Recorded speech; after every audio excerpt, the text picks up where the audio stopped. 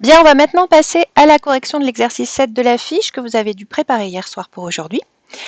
Donc on nous donnait les 4 points, les vecteurs AC et BD sont-ils collinéaires? Donc j'ai calculé les coordonnées du vecteur AC, j'ai trouvé -3, -3, celle de BD, -1, -4.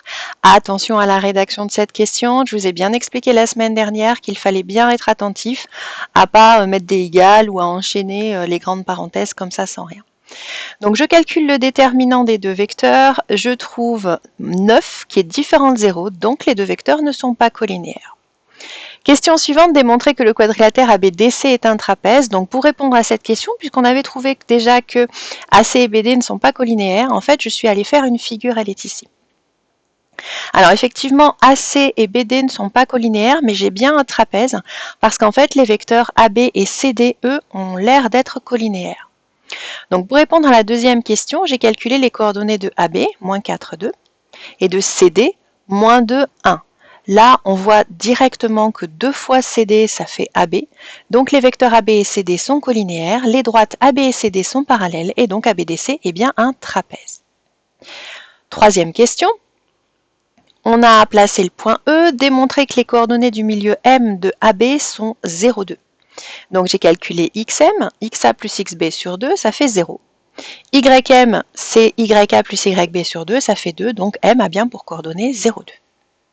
Question suivante, les points DCE sont-ils alignés justifiés? Donc j'ai calculé les coordonnées du vecteur DC, j'ai trouvé 2, -1. Les coordonnées du vecteur DE, j'ai trouvé 6, -3.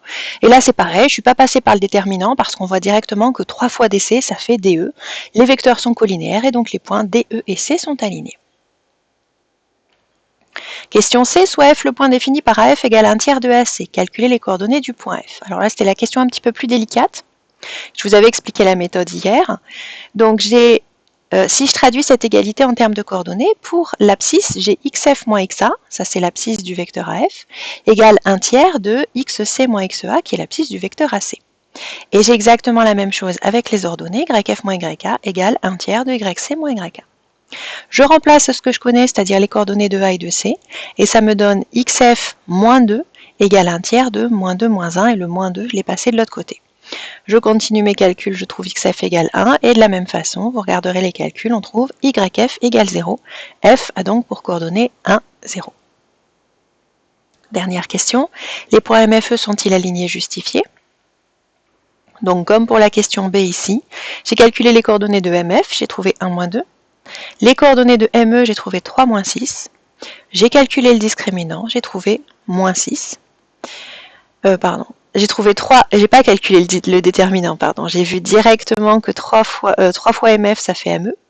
Donc les vecteurs sont collinéaires et les points sont alignés. Et je pouvais vérifier tout ça sur mon dessin ici. En traçant la droite, ils avaient effectivement bien l'air d'être alignés. DCE, même chose. Voilà, c'est tout pour la correction de cet exercice.